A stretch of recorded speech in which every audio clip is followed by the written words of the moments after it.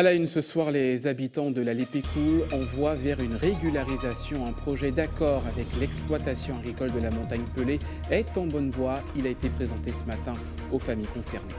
Secousse virtuelle à l'église du François ce matin dans le cadre d'un exercice au risque sismique. Une opération, des journées répliques organisées pour garder les bons réflexes face aux catastrophes naturelles. Paris gagné pour Christophe à 10 ans. Il a traversé la baie de Fort-de-France à la nage. Tous les regards étaient tournés vers lui et vers la cause qu'il défend, la lutte contre le cancer du sein. Et puis, cette question, le cartable de nos enfants est-il trop lourd ? Oui, selon les collégiens et des professionnels de santé, les professeurs réfléchissent à des solutions pour alléger le dos de nos enfants. Voilà pour les titres. Bonsoir à tous. C'est donc le soulagement pour les habitants de la Lépécoul. Ils ne sont plus menacés d'expulsion par l'exploitation agricole de la montagne Pelée. Seules 2 maisons devront être détruites puis reconstruites. Une proposition de régularisation annoncée ce matin aux 7 familles concernées après 11 ans de procédure. Loïc Régis. Madame Martial a toujours vécu ici à la Lépécoul, à quelques mètres de l'habitation de Paz.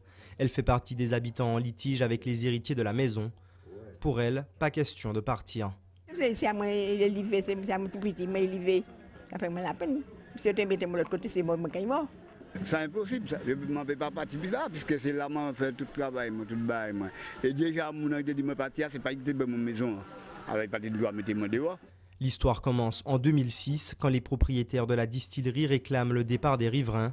Une surprise pour ceux dont les aïeux ont travaillé toute une vie ici. Le premier, c'est que maman a arrêté ici. Parce qu'ils ont toujours dit comme ça, ils sont nés ici, c'est ici qu'ils sont morts. Donc, le premier combat qu'ils ont gagné, c'est qu'ils ont arrêté ici. Donc, pas ni procédure d'expulsion. Deuxième bagaille là, c'est au niveau de ces cas-là. Sous-préfet a fait des propositions, il fait avocat des propositions, qui a dit qu'à d'un premier temps, géomètre Kevin qui est délimité ici, pour chaque monde, il y a un parcelle. Bon, c'est un procédure peut-être que longue. Et puis après, chaque monde paie une petite propriété. En tout, 8 familles sont concernées à des degrés différents. Les choses avancent en fonction des cas. Un début de réponse après plus de 10 ans de procédure. La société d'exploitation agricole des héritiers de Paz devrait donner pour 1 euro là, une parcelle du terrain. Il reste pour donner, il faut qu'ils prouvent qu'ils seront propriétaires. Et deuxièmement, ceci ne concerne qu'une partie des occupants, puisque ceux qui se trouvent du côté gauche, non, excusez-moi, du côté droit, il n'y a pas encore de solution véritablement pour eux. Les maisons sont modestes, certaines n'ont pas l'eau courante. Si une entente est trouvée pour la conservation des terrains, la municipalité et l'État devraient s'engager pour accompagner les familles financièrement. La société elle-même paiera le bornage, donc il n'y aura que les frais de notaire pour que ces familles soient reconnues propriétaires. Et nous sommes maintenant déjà, le sous-préfet et moi-même, le nouveau sous-préfet que j'ai mis à niveau d'information, nous sommes prêts à aller chercher les aides qu'il faut pour même les aider sur le plan des frais de notaire à payer. Pour l'heure, rien n'est signé, mais la tension semble s'apaiser dans le quartier. Le collectif promet de rester mobilisé tant que toutes les situations ne seront pas régularisées. Un tremblement de terre pendant l'office religieux, c'était le scénario catastrophe réservé ce matin aux fidèles de l'église du François. Objectif, vérifier que les bons réflexes soient bien assimilés. Une opération dans le cadre des journées répliques qui ont commencé vendredi. Le reportage de Louis Sabas. Le signal d'alerte surprend l'Assemblée. Sur les recommandations du père Ossowski, tous sont invités à quitter d'urgence l'édifice. Il s'agit d'une simulation de tremblement de terre à l'église du François, inattendue pour beaucoup, mais dans l'ensemble bien accueillie par les fidèles. C'est un bon exercice pour l'avenir, quoi.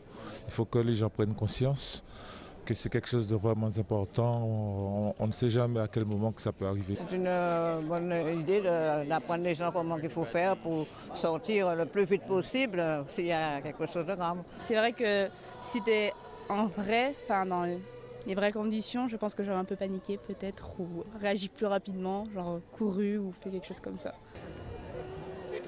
Ce sont plus de 600 personnes qui sont évacuées. Reculez de la façade, merci.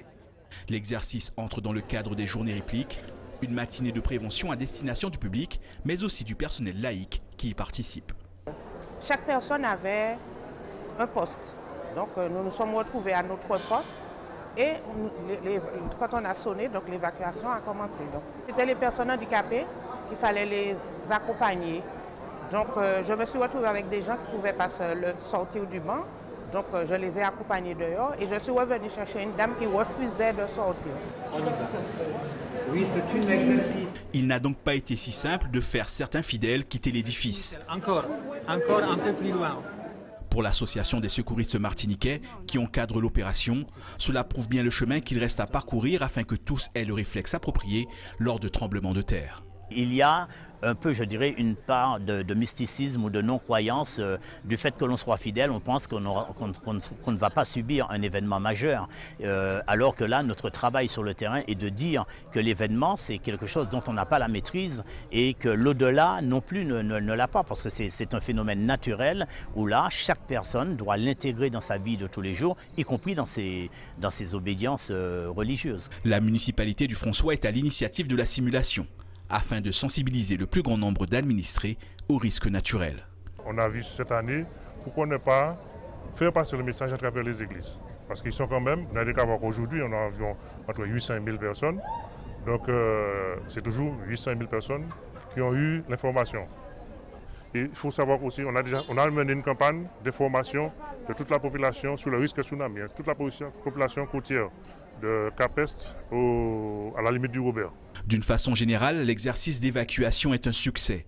Au François, d'autres simulations du même genre seront menées, pas seulement dans les églises, mais bien dans tous les lieux de culte de la commune.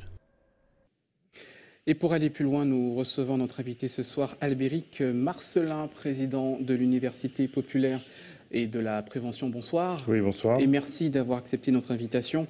On vient de le voir, cet exercice dans une église. Est-ce que cela fait partie des lieux vulnérables en Martinique? Oui, tout à fait. On a des églises en Martinique qui datent du XVIIe siècle. Et puis, on sait bien que dans un certain nombre d'églises, il y a encore des progrès à faire. Je prends un exemple précis. Dans les églises, par exemple, pour éviter les situations de panique, il faut que les bancs soient fixés au sol, quel que soit le type d'église. Donc voilà un sujet qui est un sujet pour la semaine réplique, par exemple, pour les communautés religieuses de Martinique, de mettre aux normes à l'intérieur de l'église un certain nombre de choses, ou des temples, par exemple. Alors, les journées répliques vont se poursuivre jusqu'à vendredi de la semaine prochaine.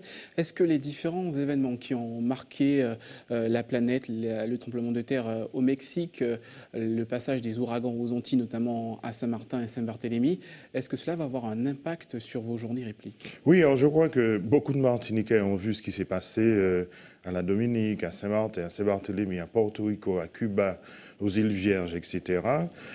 Plus ce tremblement de terre assez extraordinaire quand même au Mexique. D'abord, un séisme de magnitude 8,2 qui est suivi d'un séisme de magnitude 7,1 avec la puissance de la télévision. Donc, on a vu des bâtiments s'effondrer. On a vu aussi 42 enfants qui sont morts ensevelis sous une école à Mexico. C'est un scénario envisageable en Martinique? Oui, on sait bien que, bon, malgré tous les efforts qui sont faits, on a encore beaucoup d'écoles à mettre aux normes. Je parle des écoles primaires, des collèges, des lycées.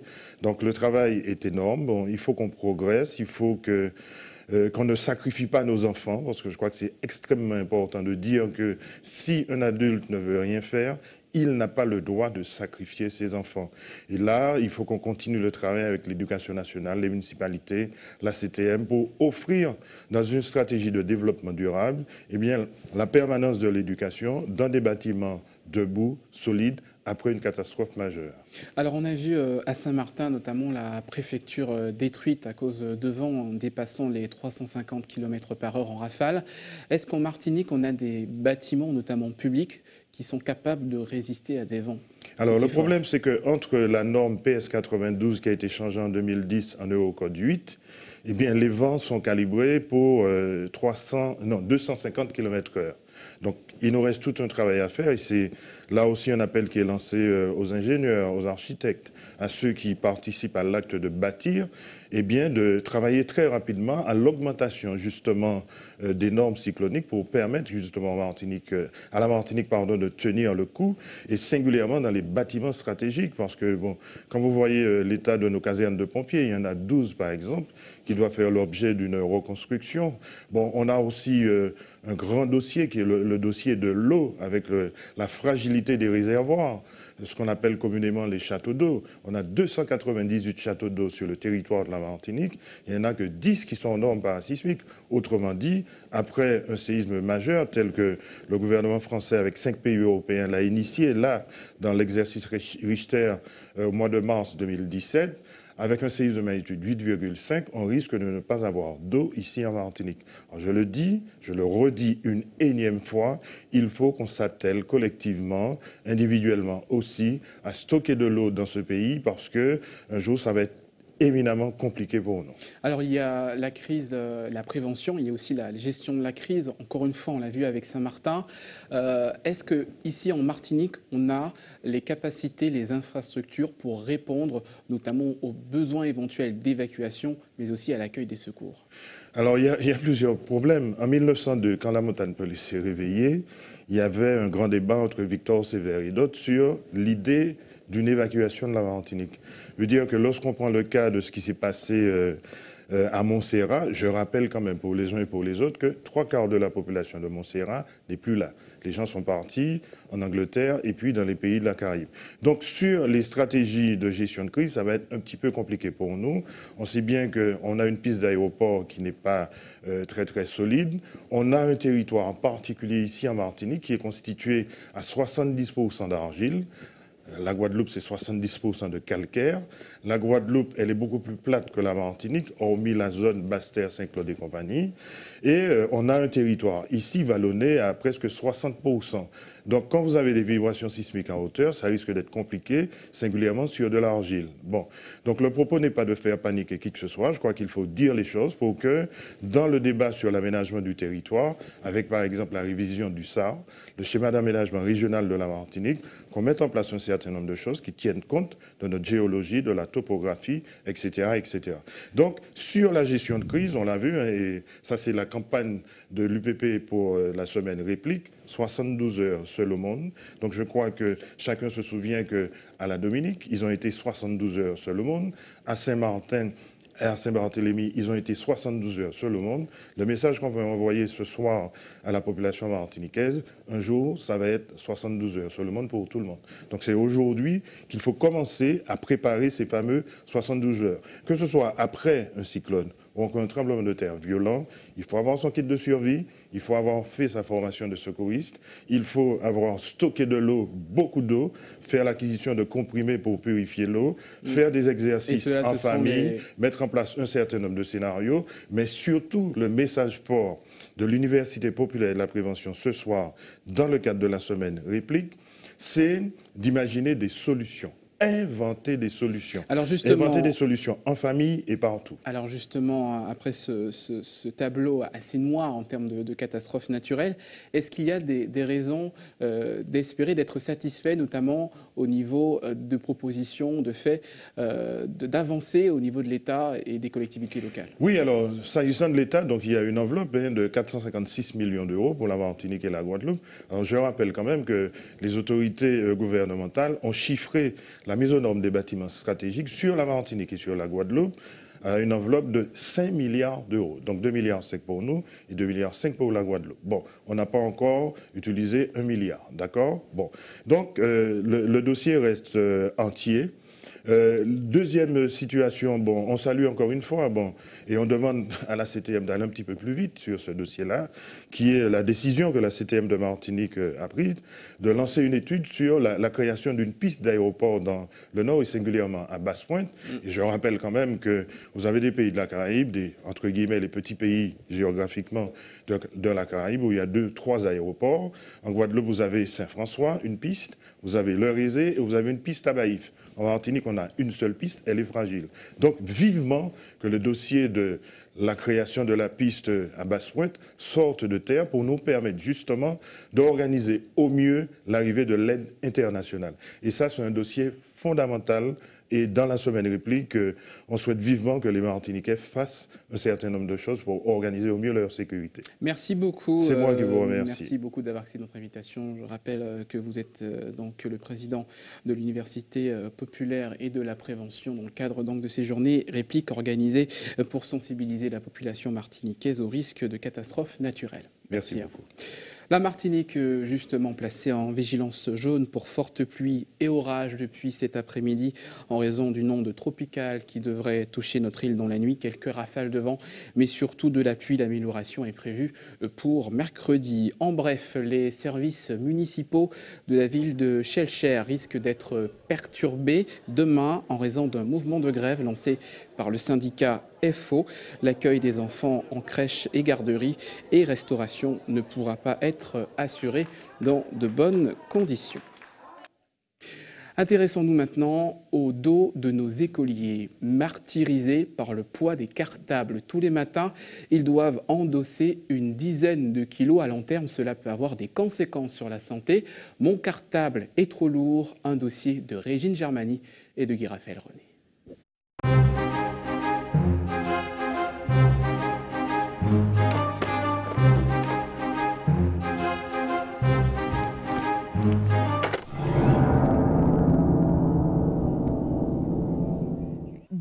C'est le poids moyen d'un cartable qu'endossent nos enfants toute une journée. Un véritable fardeau. On voit ça avec eux tout de suite.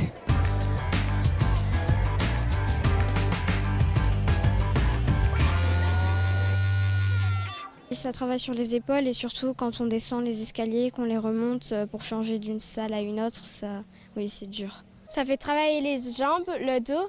Alors le soir, je pense qu'on aura mal au dos. Mais je pense que ça devrait aller. À certains moments, c'est quand même, ça pèse sur ton dos quand tu te promènes partout avec en fait. Je le pose voilà, pour me détendre un petit peu, soulager mon dos.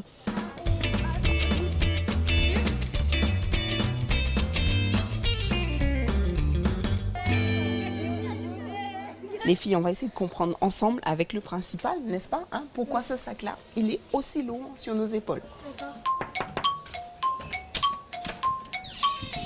Bonjour. Bonjour. Bonjour. Voilà. Un cahier, 2 cahiers, 3 cahiers. Et on a la grosse trousse. Chaque enseignant demande ses livres, ses propres cahiers, chaque heure de cours. Mais effectivement, si vous avez 6 ou 7 heures de cours différents dans la journée, vous avez 6 ou 7 cahiers. Donc c'est pour ça que nous sommes inscrits dans une démarche de réflexion autour du poids du cartable. La première stratégie aujourd'hui, c'est d'alléger le poids du cartable grâce au manuel numérique. Donc les élèves n'ont plus que 3 manuels qu'ils portent avec eux, donc selon les jours maximum 3, mais sinon 1 ou 2 par jour. Et les autres sont des manuels numériques, donc ils peuvent consulter depuis chez eux. La prochaine étape pour nous, c'est de réfléchir justement à peut-être une meilleure coordination entre les disciplines pour pouvoir alléger aussi le poids des cahiers.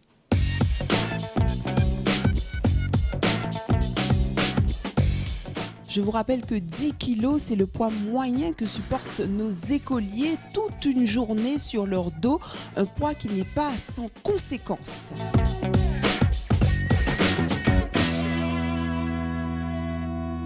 Sur un enfant justement qui est en pleine période de croissance, en période de puberté, pré-puberté, on aura des déséquilibres musculaires qui vont se créer, donc on aura des douleurs qui vont se créer au niveau des épaules ici, des muscles trapèzes entre autres, des douleurs au niveau de la colonne vertébrale, donc au niveau dorsal, au niveau lombaire ici. On peut avoir aussi une aggravation d'une scoliose déjà existante. Donc on va conseiller à l'enfant de porter un sac le plus proche possible de son dos, avec les choses les plus lourdes à proximité du dos. On va aussi conseiller un sac ne dépassant pas la largeur des épaules ici et n'allant pas trop haut par rapport aux épaules. Et si possible, ne s'appuyant pas sur la zone ici du bassin. En attendant le numérique, il est recommandé que le poids du sac n'excède pas 10% du poids de votre enfant. La solidarité avec la Dominique touchée par l'ouragan Maria. Un pas pour la Dominique, c'est le slogan de l'association Rando sans frontières qui organisait aujourd'hui une collecte à l'Institut martiniquais du sport. Une façon de ne pas oublier les frères dominicains et les sentiers de l'île très appréciés par les randonneurs martiniquais. Écoutez le président de l'association au micro de Louis Sabas. On avait ciblé particulièrement des piles, des lampes, des bougies, des sardines et de l'eau. Je pense que la population a joué le jeu et c'est effectivement les articles qui nous ont amenés. Bon, nous avons eu d'autres articles que nous avons acceptés volontiers car tous les dons sont les bienvenus. Mais aujourd'hui, je crois, à l'heure où nous parlons, nous avons réussi effectivement, notre objectif a été atteint et je crois que la collecte a été réussie. Alors, ça s'expédie dès demain matin. Tous ces produits qui ont été collectés seront transférés par Urgence Caraïbes au niveau du prêcheur qui se charge de faire la collecte, de faire le stock et de transférer tout ceci vers une destination bien précise de la Dominique. Il l'a fait ce matin, Christophe Malo, 10 ans, a traversé la baie de Fort-de-France à la nage, 6 km à la force de ses bras, un défi qu'il s'était lancé pour soutenir sa maman atteinte d'un cancer du sein, mais surtout pour sensibiliser les femmes au dépistage. Les images de l'exploit avec Johan Boulard.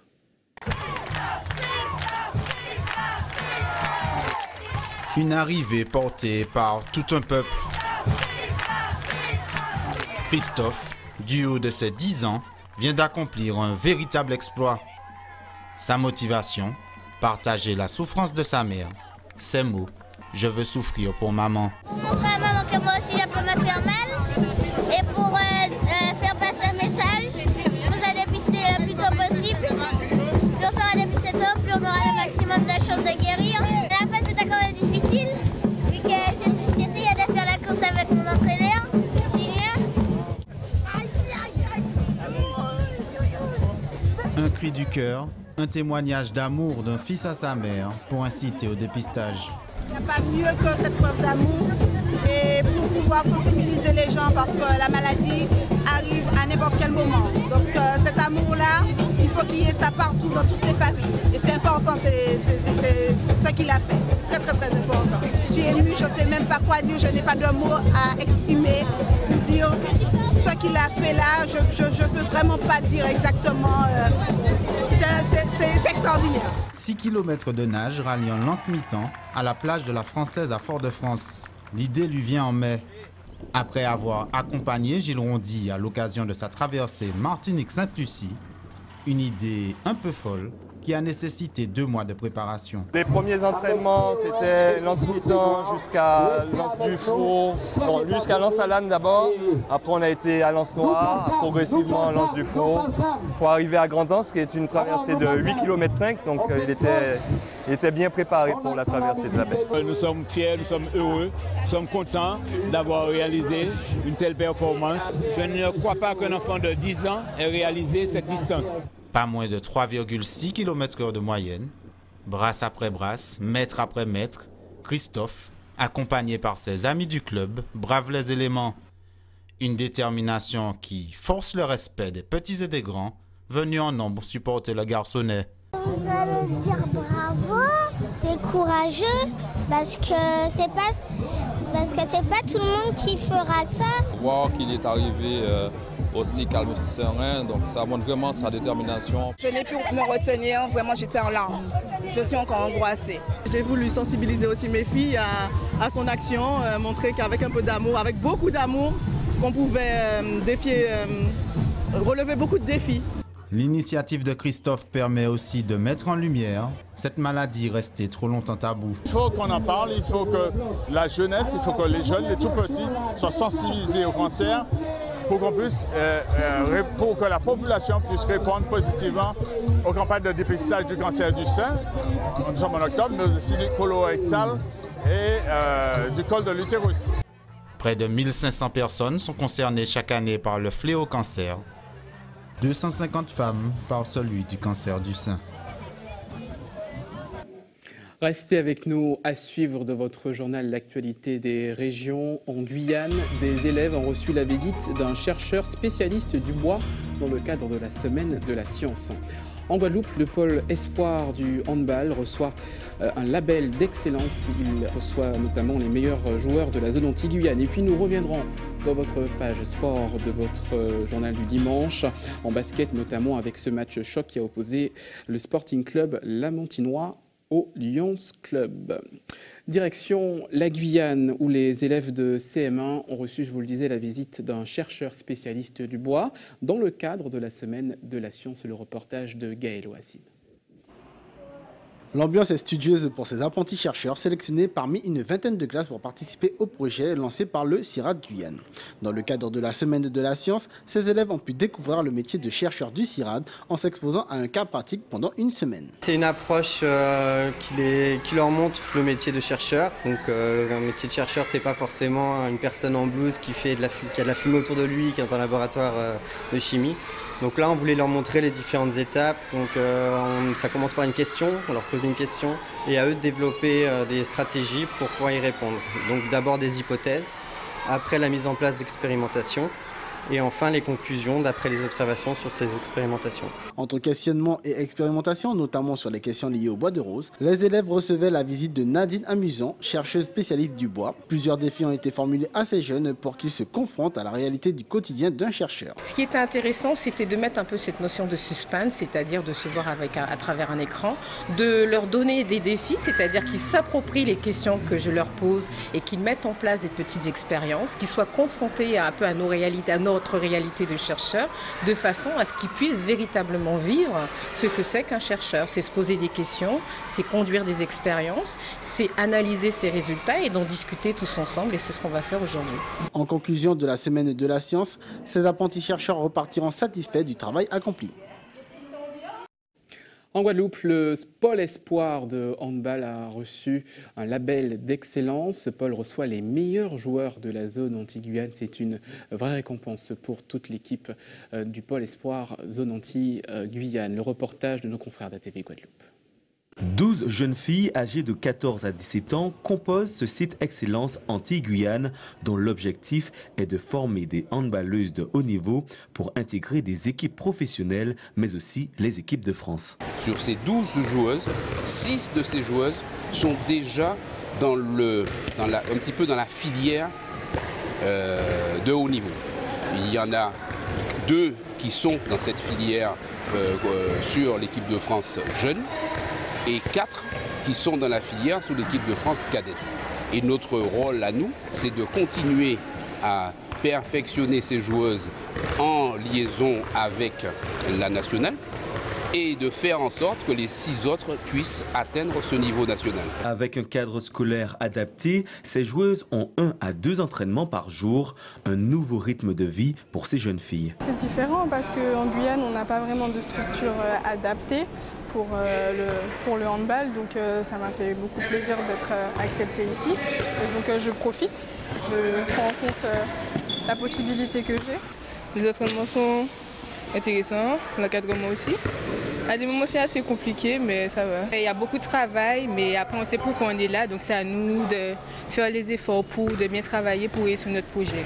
Pour Eric Barada, entraîneur de l'équipe de France A' et responsable fédéral de la filière féminine, l'ouverture de ce site Excellence était essentielle. L'apport des Antillais dans les performances du sport français, c'est pas la peine d'y revenir, tout le monde le sait. Dans le handball féminin, l'actualité récente à travers 2 jeunes Guadeloupéennes championnes d'Europe moins de 19 cet été sous ma coupe, Méline Nokandi et Janela Blombou, montre à quel point l'apport du handball féminin antillais est important dans la performance du handball français. Donc bien évidemment, on a le souci d'avoir ici des jeunes filles qui soient dans les meilleures conditions possibles. Et puis surtout, le fait de regrouper les meilleurs nous permet d'avoir un groupe d'entraînement de qualité et donc d'éviter d'envoyer ces jeunes filles de manière précoce en métropole pour qu'elles y trouvent les conditions d'entraînement. Donc ça leur permet d'asseoir plus longtemps dans leur environnement familier la performance et pour moi c'est une bonne chose. Pour le moment, seul le pôle espoir de Guadeloupe détient le label Excellence pour la filière féminine aux Antilles-Guyane. Voilà, et c'est l'heure de retrouver votre Sport Week-end.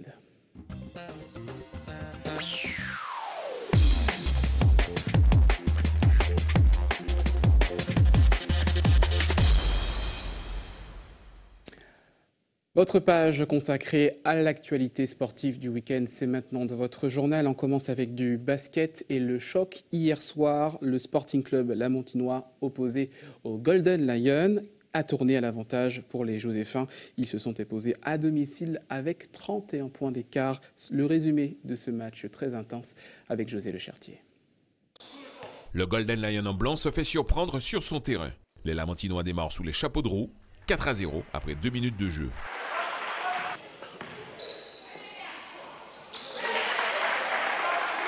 Le Lion rugit, en un sursaut, les hommes de Geneviève égalisent, 4 partout.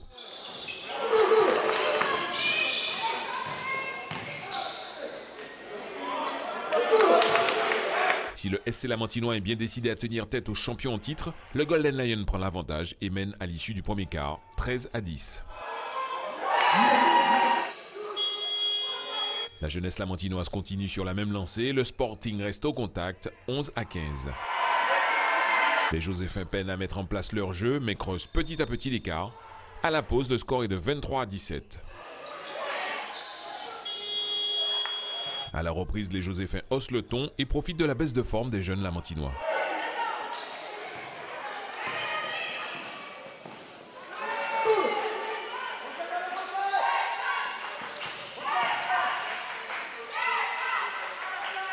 À la fin du troisième quart-temps, la facture s'alourdit pour le Sporting. Il accuse 18 points de retard. Lors de la dernière manche, le Lion fait jouer son expérience. Les actions et les points défilent.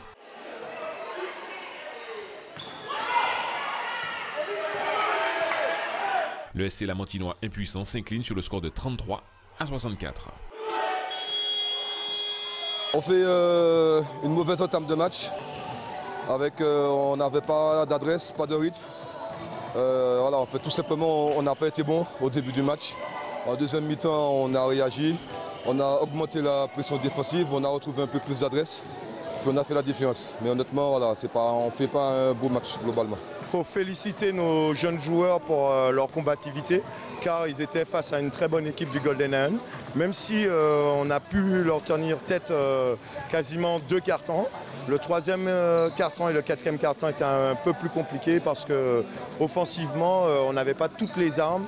Toujours chez les hommes, notons la victoire du Golden Star, du Wax et de la Gauloise. Au classement, le Golden Lion de Saint-Joseph et le Wax sont co-leaders. Le Golden Star est 3e. En bas de tableau, nous retrouvons l'US du Cossez, l'AS Black Star, le Samaritain. Chez les femmes, victoire sans surprise de l'Éclair face au Golden Star, 64-58. Dans les autres rencontres, l'Aigle Noir, la Gauloise et le Golden Lion se sont imposés. Au classement général, 2 équipes se partagent la première place, la Gauloise et le Golden Lion.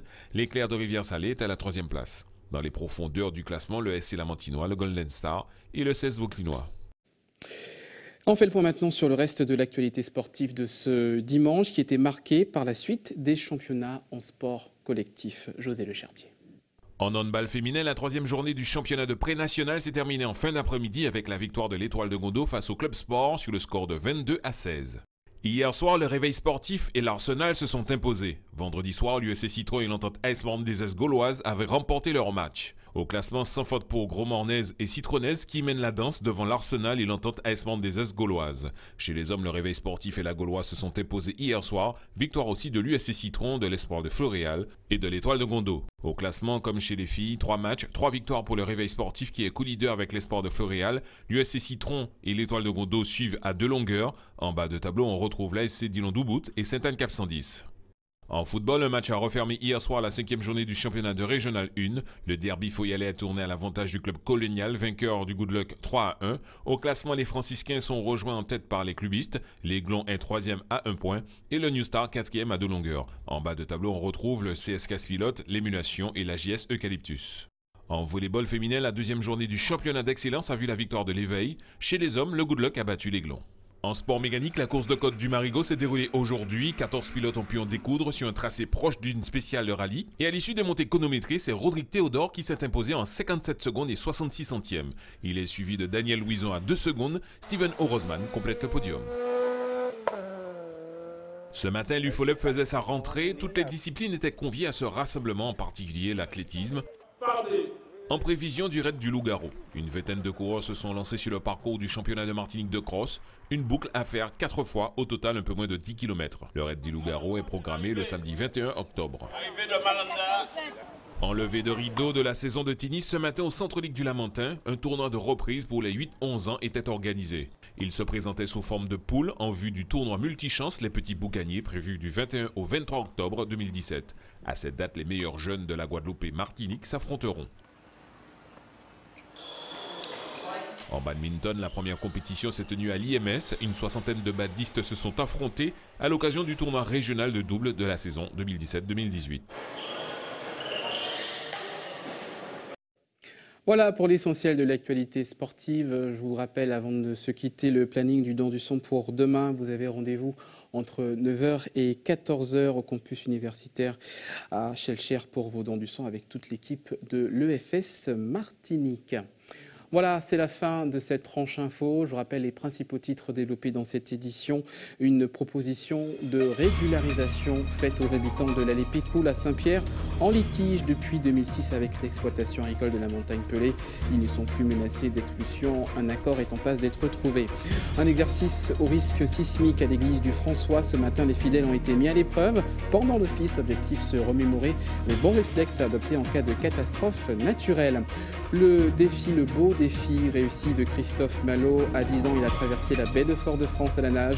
Une preuve de courage destinée à sensibiliser pour le dépistage contre le cancer du sein. Et puis, nous avons parlé du poids des cartables des enfants, 10 kilos en moyenne, trop lourd pour certains professionnels de santé. Des solutions sont possibles, notamment avec les livres numériques. Tout de suite, la météo présentée par Ruth Fortuna à 20h. Retrouvez votre film du dimanche soir, Robin des Bois. Demain à 19h, Sabrina Doré vous présentera le journal. Excellente fin de soirée à vous et bonne semaine.